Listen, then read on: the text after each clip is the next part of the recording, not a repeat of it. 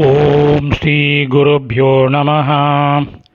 ஹரிஹி ஓம். நம சர்வேபியः. பகவத்கீதா குவிஸ் டே. இன்னைக்கு 47th குவிஸ், அதாவது இந்த சாப்டரில் 5வது quiz. Chapter number 10 from slokas 25 to 30.